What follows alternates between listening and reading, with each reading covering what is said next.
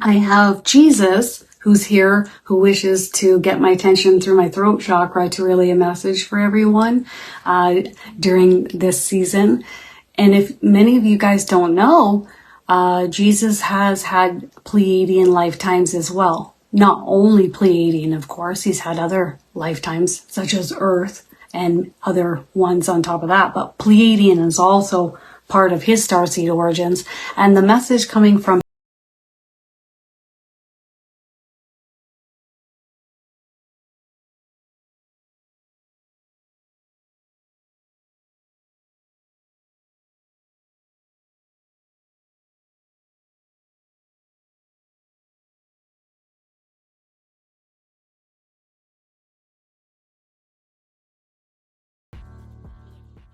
I think what I'm going to do is dive in with my spirit guide, Adrian, because we've had tons of lifetimes together as Pleiadians, and just see if he'd like to share his guidance with us.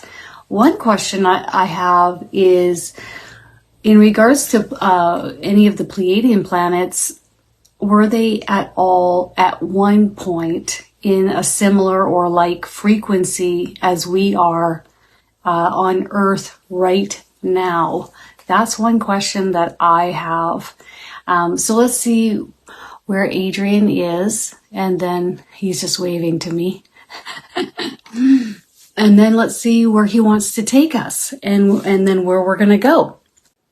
He's using where we are, and then he says the Pleiadians were just a touch higher than where we are. Okay, well, he's breaking it down to like, he's showing me the Pleiadians DNA is different than ours. We have a little bit of Pleiadian DNA, he's saying. The Pleiadians were contributing to the creation of Earth long before humans inhabited this planet. And then going back to the DNA, where the Pleiadians are in their growth and their experience upon their worlds / planets, their makeup, if you will, was different than ours. And so how he's explaining it to me is he's giving me visuals. I don't know if you guys have you guys ever seen like a cute little baby, or you've ever seen someone face to face in person and they're just like glowing out of their eyes. Like they just have a lot more light frequency. And he's showing me the Pleiadians, emanating a lot more light. Their code, their makeup allowed them to take in and use light more so than where we are right now. Oh my gosh, you are too much. He's cracking a joke, but I don't know if I want to say it. But you could liken it to like a purebred that's been bred for racing, okay, versus a dog, for example, that's not purebred. It's got several different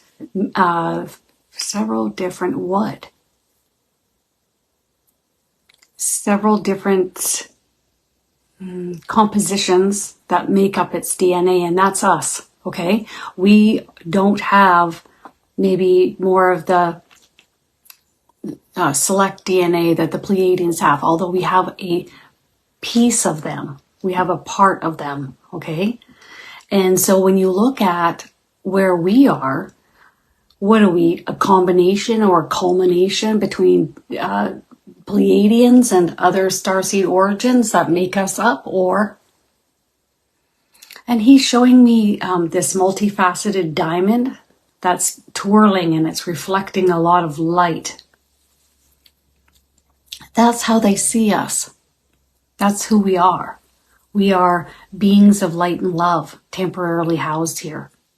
So the other thing he's saying is to not get too wrapped up with thoughts of where we come from or even where we're going, because this is our own version, being manifestors of our own realities and creators of what we want to experience here. He'd rather us hone in and really focus on what is important and what we want to create at this time, rather than where we've been or what we have selected within us as far as our DNA makeup. But yes, he's saying that we have a culmination of different energies, if you will, or beings that have come, and then he's using the word splicing. So a little bit here and a little bit there.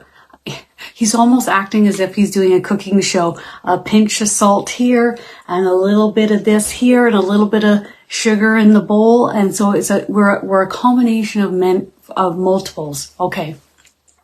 All right. Well, that's fascinating, isn't it? Mm-hmm. Yes. Mary Lovemiss. I love that. Woohoo. And England is in the house. Oh, yes. Okay. So as far as where we're going versus the Pleiadians, did the Pleiadians do this quicker, faster than we are doing it? In some areas, yes. In other areas, the same. Huh. Okay. Like Adrian, my spirit guide, who's been a Pleiadian, is saying, is that the Pleiadians were able to take in and house more light frequency within themselves, within their DNA makeup, and their DNA makeup was different than our DNA makeup. So therefore, they could hold a higher vibrational frequency and maintain it longer. And he said, and then the other thing he's saying is, how long can you hold your frequency for in a high vibrational direction before you drop or you pivot into a lower frequency? So, and he's saying that with a grin. Isn't that cool? He says, don't worry about where you've been or what's taken place in the past or even where you're going. Again, he wants to reiterate, what is it that you want right now? And then hone in on that. Even write it down or ask your team to help co-create and bring it in. And he says many of us here on Earth have Pleiadian Starseed family members. And so we can even, and he says, even if we don't have Starseed or Pleiadian Starseed family members, we can simply just ask the Pleiadians to help us in bringing in what we need. It's really important to do this. Okay, so that's the most important. Okay, so when I have a look at some of the questions here that I have, one of my questions is, what are some of the things that we don't know about the Pleiadians? Like, what do we not know? One of the main things that he's talking about is, we always say, oh, the Pleiadians and humans, we're so similar, we're so much alike, we're just so similar. But in truth, there's a further gap, he says. So we're not as similar as the Pleiadians as we may wish to be or have information received in the past in the spiritual community, okay? So what else would you like to say on that? There are quite a few differences, and he's also talking about, interesting, he's also saying that the Pleiadians are calmer and more grounded and more balanced and level in their emotions. And the other thing that he's saying is the Pleiadians predominantly choose telepathic communication over this type of communication. So in that respect, we're kind of further back here. He would like more of us to step forward and learn telepathic communication with your team, with whomever you choose to connect with. Could be a loved one on the other side. And he says, don't worry if you don't have that fully figured out, how to telepathically communicate or how to channel with spirit. Because that's something that can be learned over time. And secondly, the other reason is, he says, you can just converse with them in your mind or out loud and they will hear you. Okay? Every word spoken is heard. Every thought that is thunk. Is that what you're saying? Okay? Every single bit of it. So don't worry about having to figure out channeling or mediumship or whatever the case might be. He's also talking about Pleiadians have more of a desire or a yearning to lean into more love-based thoughts, feelings, and emotions, and also expressing those to others around them much more freely, more readily than what we're doing here on Earth. So he's doing something like this. So think about it. What would the Pleiadians do in this moment? Adrian loves to make us laugh, okay? That's the number one thing I've noticed with my spirit guide. So he's really having you, in those moments where you're not feeling very loving, he's saying, what would the Pleiadians do in this moment? What would the Pleiadians do? Okay, so just remind yourself, the Pleiadians operate in more of a loving way, okay? Although it's easier for them.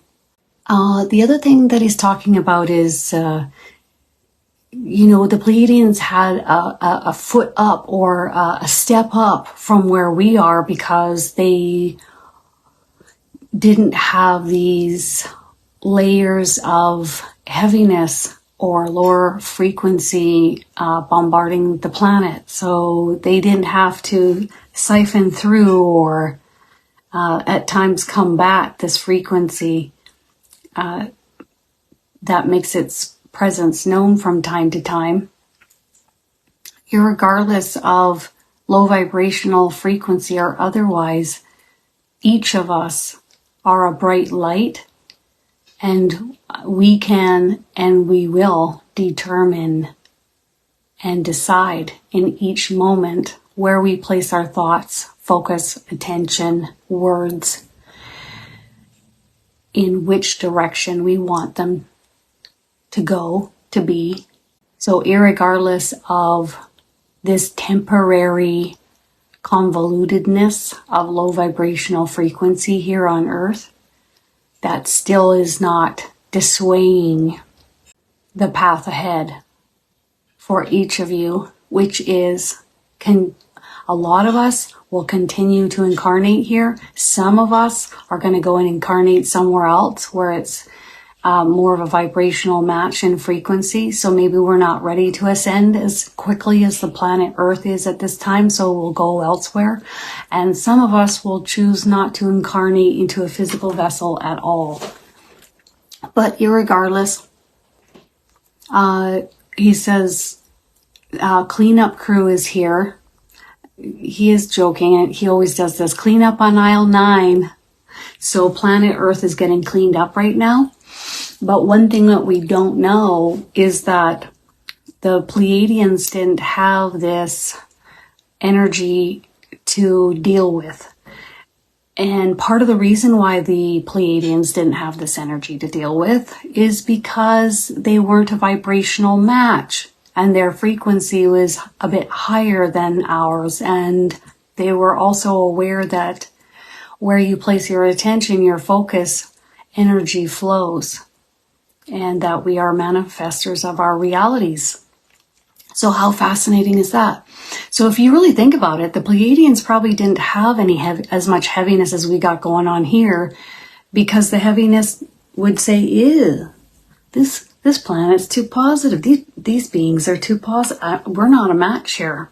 The good thing about what's happening on Earth with this energy and the exposure of the darkness and the cleaning up of this energy on Earth is there's a lot of contrast, and contrast creates significant amounts of growth. So a soul that comes to Earth to incarnate here will have monumental growth, and it will strengthen you and toughen you up like no other. Like no other place, like no other planet. So remember that, please. Also, it makes for quite an adventure to incarnate here on Earth. Many souls before stepping forth to incarnate here have great desires, great dreams, great aspirations, and a lot of excitement for the journey to begin here on Earth. They're not thinking about, oh, woe is me. Why did I sign up to come to Earth? It's so hard there. This really sucks. Oh, again, I gotta go again. So this is the way he's saying it. So our souls aren't thinking that way before coming here. Okay, and the last thing that I channeled, the truth will set Earth free. Not all will arise to the surface, but much will. Not everything is going to be exposed. Not all heaviness or whatever is going on the planet will be exposed or be brought up to the surface, but a lot will. And the truth will set Earth free. I mean, really, when we think about full disclosure, when the government's coming out and saying aliens are real and nobody even bats an eye or cares. That's the funniest thing ever, don't you guys think? Maybe some of the 3D people are like, oh my God. Like, I remember this lady I worked with in a bakery way long ago when I was younger. I'm like, don't you believe in life off Earth? No, I don't. And none of it in our conversation resonated. Like, I was like, really? And like, so maybe she's surprised. But really, when you think about the fact that no one in the spiritual community really cared, because we all knew the truth. And so ultimately, I think that rather than turning to the government or turning to the higher ups for any confirmation or truth, I don't think we turn there. I think first and foremost, we turn within. What is your intuition and your gut feeling telling you? Really? We're the only ones out there, out of all the unlimited planets, unlimited galaxies, unlimited stars. I mean, come on. So, so it's just comical how that all played out. And then they're like, and these are the aliens that we found. Do you remember that? And they showed this like little tiny, 1 foot alien that looked all crusty, and everybody's like, Oh man. It does kind of make you chuckle. So, do you guys have any questions for the Pleiadians today? Oh, no kidding. Not shocked there, Jackie. I bet the Pleiadians flocked to your home. Well, considering that you definitely have been a Pleiadian, and considering the fact that you most definitely probably have a Starseed family member from Pleiades, that's not super shocking to me. And your frequency is so light-filled. And the fact that you channel, so they're coming for you. They're coming to channel. That's the thing you guys don't realize is as soon as you start channeling or using telepathy to communicate with spirit, they come. So, and also, just letting you guys know that I have an interview coming up today. She's going to post it in a few days. But if you guys haven't checked out Lily Nova, she's on YouTube and all the other social media platforms. But she's going to be interviewing me likely on my first time meeting my guardian angel and what that was like, and all guardian angel and starseed related topics. So that's going to happen. She's going to ask me a lot of questions. And if you guys know Paul Milgis, he has also been interviewed, and that interview is up on Lily Nova's channel too. Oh, the first thing that comes through for you, Sangeeta, is deep breaths. Also remove yourself and hide away. I see you hiding in the bathroom, but they're also showing me good places is in the bathroom, in the car, in the bedroom. So get periods of isolation or alone time, really important to get some alone time. And they're also talking about don't feel like you have to take on everything or do everything. They don't, it's like, no, I have to do, and then they're coming in and going, stop it. Okay, so you don't do everything. You don't have to be everything to everyone all the time. And they want you to take a deep breath, several. Everybody thinks, well, yeah, taking a deep breath is wonderful. It helps you decompress. You bring in some oxygen. But what else are you bringing in when you take a deep breath? You're bringing in a lot of light frequency. Light is everywhere, all around you. And when you inhale, you're bringing in more light. You're also bringing in more oxygen, right? But the light helps to elevate and improve your mood, your thoughts, helps you be more high vibrational. They're talking about you having more downtime over the next 2 weeks, and don't get as involved. Don't take things on. They know that this is against your nature as a blue life color, okay? So if blues like to hold down the fort, take on everything, the backbone of our society. But so that's quite different than indigos or indigo children, isn't it? So they just want you to not do that. Take good care of yourself. You're of an age now and a stage in your life where others must step forward, and I see your daughter, and they're telling me, like, let her step up to the plate. Let her move forward into more of a leadership role with everything that needs to be done. And there is a lot of light frequency bombarding the planet. So when we feel like we are tired, exhausted, things are too much, energy is too intensified, then it's really best to step back and rest more as well. I know here we had 2 million people hitting the food banks. It's the highest number ever. And if we think that the food banks can keep up with all that, and have you looked at the food from the food banks, people? It's like the lowest quality food.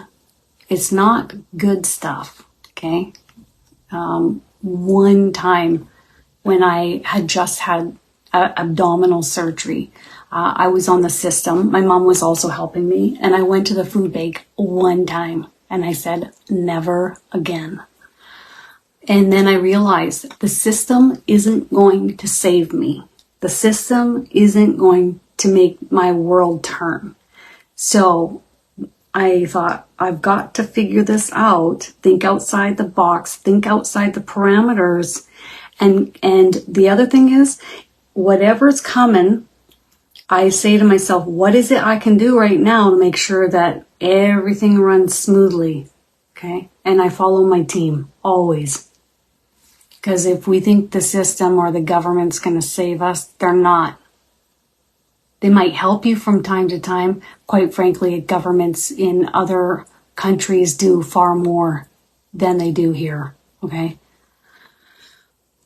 And I know this because I've had friends from Ireland, for example, and they received a lot more support than other countries that I know of. It's coming in hot and heavy. So you're on TikTok, you're on Instagram, and they'd love it if you could channel their words for people through your social media platforms, because a lot of people need to hear their words. Not only that, but feel their frequency. And it's not just the Pleiadians that are readily available here to channel through you, but it's also your Starseed family members from your Starseed origins that are vastly unique to me, as we well know. I've never seen them before. And the way that they communicate is extremely fast and punchy. So anything else? They just want you to step forward and start channeling their guidance for others to hear through your social media platforms. Nailing me in my heart and my throat. So we'll just ask them to back out of those two chakras. All right. Is it best for you to get a job at the university? Yes. That's the number one answer. Because if that was no, then I would probably give up. If you know the answer is no, then I would give up. But the answer is yes. So you keep trying and you keep going and you keep, but they're asking you to wait until, I'm seeing February to apply again. So when something good comes up in February, January, no. December, no. March, already there. So it's got to be February. Whatever is coming is happening in February there. New beginnings. We got back out of here.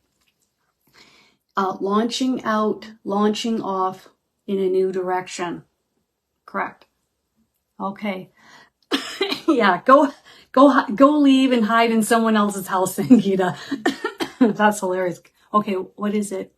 I have Jesus, who's here, who wishes to get my attention through my throat chakra to relay a message for everyone during this season. And if many of you guys don't know, Jesus has had Pleiadian lifetimes as well. Not only Pleiadian, of course, he's had other lifetimes, such as Earth and other ones on top of that. But Pleiadian is also part of his starseed origins. And the message coming from him is, greetings, dear ones. This is he with whom you call Jesus Christ or Yeshua.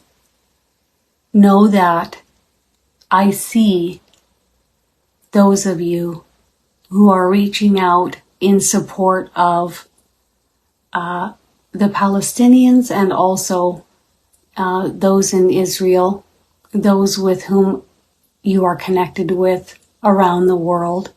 What I ask of you is to please hand your worries, your fears to me so that I may work on them, resolving them, finding solutions, transmuting the heaviness. Thank you. This is Jesus. And now he's saying, Amen. Okay. It doesn't matter where you're from or what religion. Okay. Because I don't have a religion, but I love talking to Jesus. I love his guidance and his energy, and you can look at him like a big brother that quite frankly just knows a lot more than me right here and right now. So if he can help me, then why wouldn't I ask? And at first I didn't want to. Spent a month thinking about it. Told him, I said, I'll think about it. But when you have an energy or a soul that can just step up to the plate and help you in these kinds of ways, why wouldn't you want that? And so that's what I did. And that's what I asked for. He's just calling me a bright light. All right, you guys, have an awesome Christmas and New Year's. And at the end of this month, I'm going to post what is coming up as we move into 2024. So look forward to that. And head over to Lily Nova's channel and you'll see our interview there as well. Also, Paul Milgis was interviewed on her channel. Check that out too. Have a awesome rest time and great fun time, whether it be on your own or with family. Remember, everyone hears you. You're never actually alone. Bye.